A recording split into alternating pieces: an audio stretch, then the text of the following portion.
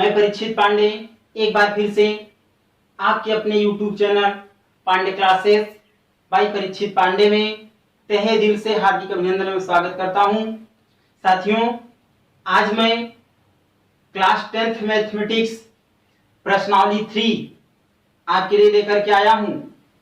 जैसा कि आपको पता होगा कि मैंने पिछली क्लास में प्रश्नावली 2 पूर्णतः समाप्त कर दिया था। अब आपकी प्रश्नावली आती है 3, जिसमें दो चर वाले रैखिक समीकरण हैं, जो यहाँ की आपकी स्क्रीन पर दे रखा है। दो चर वाले रैखिक समीकरण युग्म, जिसे इंग्लिश में कहते हैं pair of linear equation in two variables number. ठीक है, तो सबसे पहले साथियों हम आपको बताते हैं कि समीकरण है ना, तो दो चर वाले रैखिक। अब ध्यान देना, पहले दो चर जानना है, फिर रैखिक जानना है, फिर समीकरण जानना है। यदि तीनों का परिचय पूर्णतया आपको पता हो जाए, तब आप दो चर वाले रैखिक समीकरण युग्म की परिभाषा एक साथ बता सकते हो। ठीक है, तो हम चलते हैं समीकरण की डिफिनेशन की ओर। ध्यान रखना बच्चों, दो चर, कितने चर? दो चर ना। ध्यान रखना, ऐसा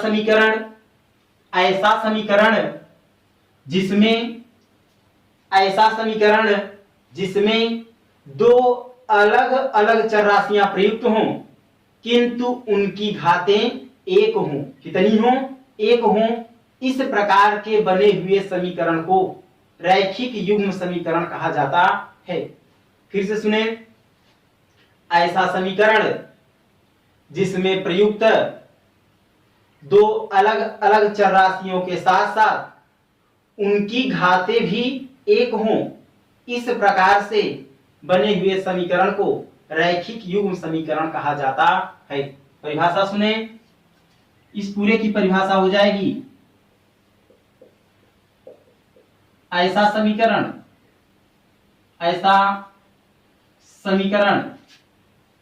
जिसमें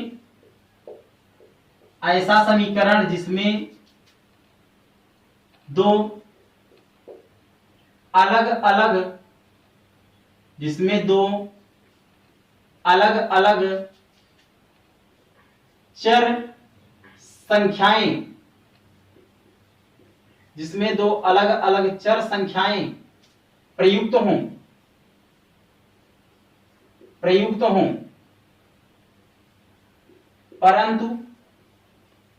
परंतु उनकी घातें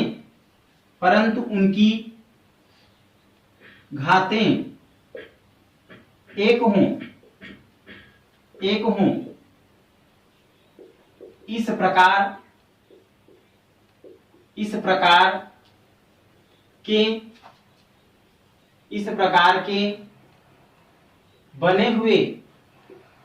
इस प्रकार के बने हुए समीकरण को रैखिक युग्म समीकरण कहा जाता है। रैखिक युग्म समीकरण कहा जाता है। समझ पाए बच्चों? मैंने क्या बताया? मैंने कहा ऐसा समीकरण जिसमें दो अलग अलग चर संख्याएं प्रयुक्त हों, परंतु उनकी घातें एक हों, इस प्रकार के बने हुए समीकरण को रैखिक युग्म समीकरण कहा जाता है। ठीक है, जैसे एग्जाम्पल के लिए ले लेता हूं। एग्जाम्पल ध्यान दें, जैसे लिखा है 5x + y = 10। ठीक है, अब आप बताएं, इसमें जो भी समीकरण है, इसमें दो अलग अलग चर संख्या प्रयुक्त हैं, परंतु इनकी घातें एक हैं। इस प्रकार के बने हुए समीकरण को रैखिक युग्म समीकरण कहा जाएगा। युग्म का अर्थ होता है बच्चों जोड़ा, पेयर जिसे कहते हैं। ठीक है, पेयर। तो ये आपका रहा रैखिक समीकरण युग्म। अब हम पढ़ते हैं समीकरण के हल के तरीके पर। तो समीकरण मुख्यतः कितने प्रकार से हल होते हैं उनके बारे में। ठीक है, तो समीकरण को हल करने के लिए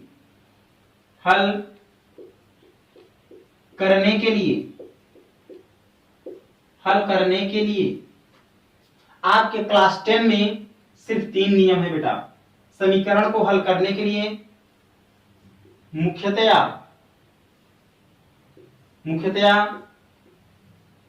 कितने नियम? 3 नियम। 3 नियम है। 3 नियम है। आपके क्लास में सिर्फ 10th में 3 नियम है बेटा, नहीं आगे बढ़ोगे 5। ठीक है, तो समीकरण को हल करने के लिए मुख्यतया कितने नियम हैं? 3 नियम हैं। कौन कौन से? पहला आपका है बच्चों प्रतिस्थापन विधि।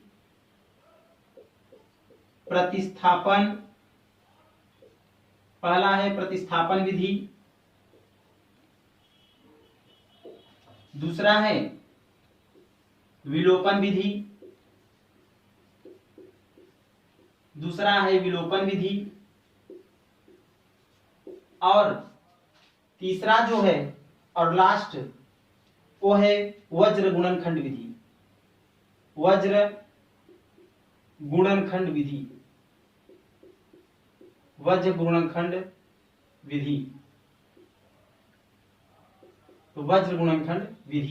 तो बच्चों आपके क्लास 10th में प्रतिस्थापन विधि, विलोपन विधि और वज्र गुणनखंड विधि है।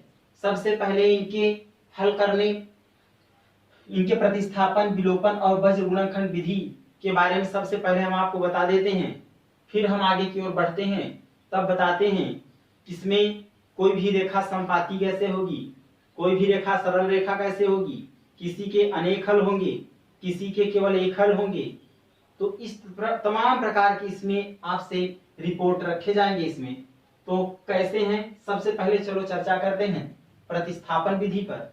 ठीक है, प्रतिस्थापन विधि क्या होती है इसके बारे में ध्यान रखना। आपका सबसे पहला आता है विलोपन विधि, जिसे इंग्लिश में कहते हैं एलिमिनेशन मेथड। ठीक है साथियों, तो विलोपन विधि क्या होती है ध्यान रखना। जैसे अगर आपके सामने कोई भी इक्वेशन, 2 चर वाला रैखिक समीकरण बोल रहा है, तो जैसे आपके सामने मान लीजिए सबसे पहले लिखा है 2x + y = 10। ये आपका इक्वेशन नंबर फर्स्ट है। एक मैं सेकंड दे दिया कि x + 2y = 5। ये आपका इक्वेशन नंबर सेकंड हो गया। ठीक है, अब बच्चों क्या करना है, इसमें इसका नाम ही है विलोपन, विलोप करना। अर्थात 2 रैखिक चर जो हमें दे रखे हैं, इसमें से किसी एक को गायब करना, विलोप करना। यदि अगर हम चाहें कि x को विलोप करना तो x को भी कर सकते हैं। यदि अगर आप चाहते हैं y को विलोप करना, विलोप करने का तात्पर्य क्या है, गायब कर देना। ठीक है, मिस कर देना।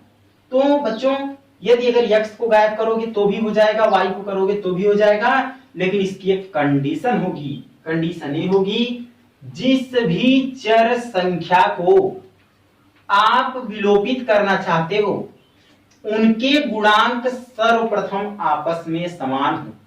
ठीक है, यदि x को अगर आप विलोप करना चाहते हो इसका गुणांक 2 है, अगर इस x को करना चाहते हो तो इसका 1 है, तो दोनों के गुणांक आपस में समान नहीं है। इसलिए सर्वप्रथम जिस भी चर संख्या को विलोप करना हो उनके गुणांक आपस में समान कर दो, बराबर कर दो। ठीक है, अब कैसे, देखो बच्चों कैसे करेंगे।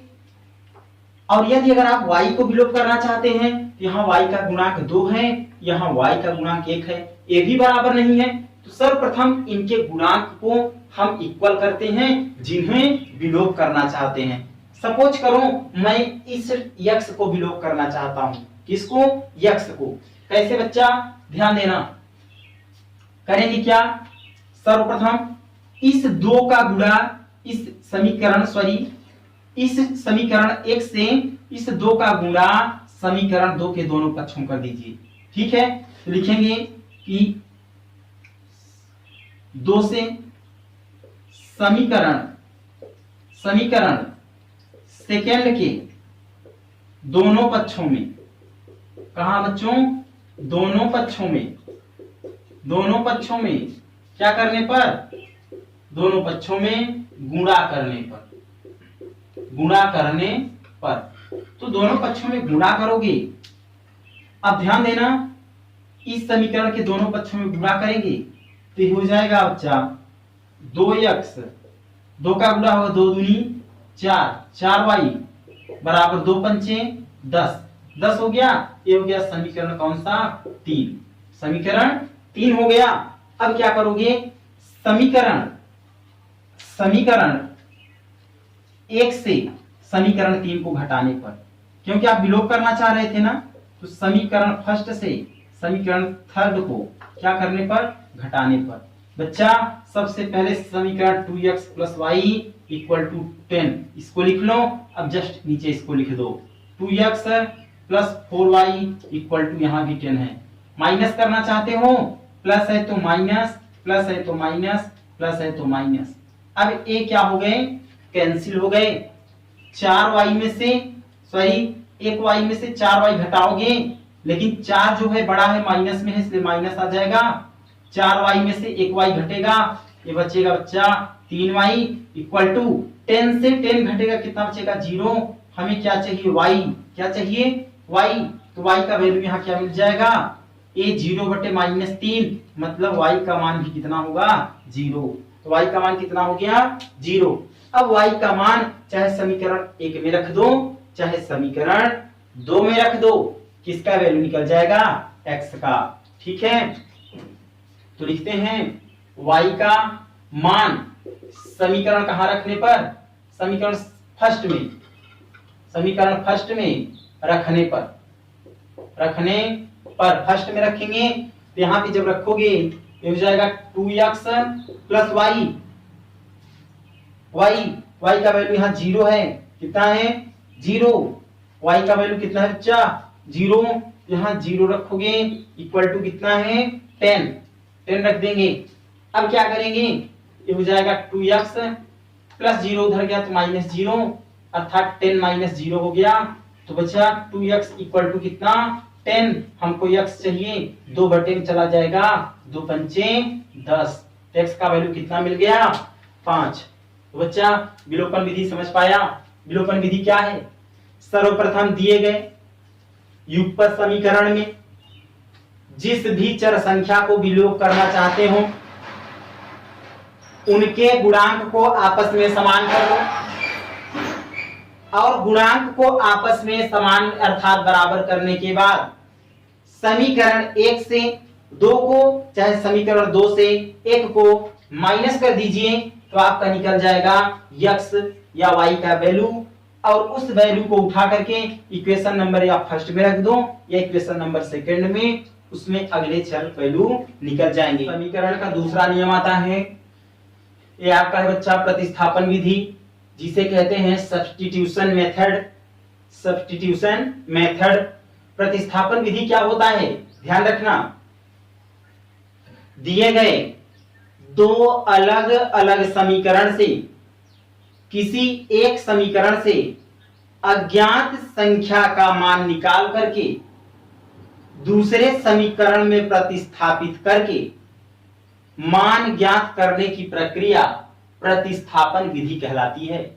फिर से सुने, एक समीकरण से किसी एक अज्ञात संख्या का मान ज्ञात करके समीकरण में प्रतिस्थापित करने के बाद या समीकरण में प्रतिस्थापित करके मान ज्ञात करने की प्रक्रिया क्या कहलाती है, प्रतिस्थापन विधि कहलाती है। जैसे बच्चा मैं एग्जांपल के तौर पे लेता हूं, x + 3y = 9, equation number first हो गया। अगला है 2x + y = 5, equation number second. अब प्रतिस्थापन क्या है, प्रतिस्थापित करना ना, तो किसी समीकरण से समीकरण 1 से चाहे x का पहले मान निकाल लो चाहे y का, तो समीकरण फर्स्ट से किसी एक चर संख्या का अज्ञात मान ज्ञात करके समीकरण 2 में प्रतिस्थापित करो, इसमें से कोई एक वैल्यू आपको प्राप्त हो जाएगा। तो ध्यान रखना, समीकरण 1 से समीकरण 1 से किसका मान पहले हम x का निकाल लेते हैं, y का भी निकाल सकते हैं क्योंकि आप स्वतंत्र हैं। कोई भी समीकरण 1 से x का मान ज्ञात करके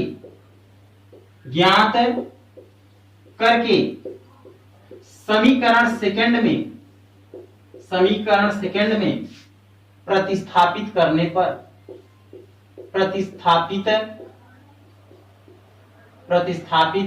पर ध्यान रखना बच्चा, समीकरण 1 से x का मान निकालो। देखो लिखा है x प्लस 3y बराबर 9। तो यदि अगर x का मान निकाल रहे हो तो यहाँ 9 है, प्लस 3y उधर गया, हो गया माइनस 3y, निकल गया x का मान। इसे कहाँ रखेंगे, मैंने डायरेक्टली लिख दिया है x का मान। समीकरण 1 से x का मान ज्ञात करके समीकरण सेकंड में प्रतिस्थापित करेंगे। समीकरण सेकंड यहाँ है, ध्यान दीजिएगा, यहाँ लिखा है 2x प्लस y बराबर 5। तो बच्चा यहाँ दे रखा है 2 गुणित x का मान कितना है 9 माइनस 3y, ठीक है, प्लस y बराबर कितना 5। अब इसे हल करेंगे ना। अब 2 का गुणा 9 में 2 9 18 माइनस 2 तिहाई 6y प्लस y बराबर कितना है 5 है। ध्यान रखना इसे कैसे करेंगे, ये 6y है बच्चा, पहले 18 को लिख लो, ये 6y है 5y है, दोनों में 6 बड़ा है, माइनस माइनस आएगा, माइनस प्लस होता माइनस है, 6y में 1y माइनस कर देंगे, माइनस 5y बराबर कितना बचा 5 बचा ना। अब इसमें माइनस 5y को इधर ही रहने दीजिए, 5 प्लस 18 को उधर भेज दीजिए, ये हो जाएगा माइनस 18। बच्चा माइनस 5y को लिखे रहो, 5 में से 18 घटेगा माइनस 13, क्योंकि 18 बड़ा है, प्लस माइनस माइनस होगा। हमें y का मान चाहिए, y के बगल उपस्थित गुणांक अगली संख्या के बटे में जाता है, माइनस से माइनस कैंसिल हो जाएगा, y का मान आ गया कितना 13/5।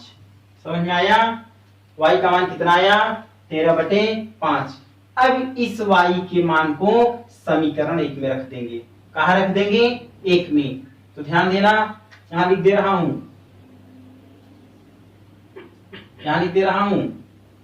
कि y का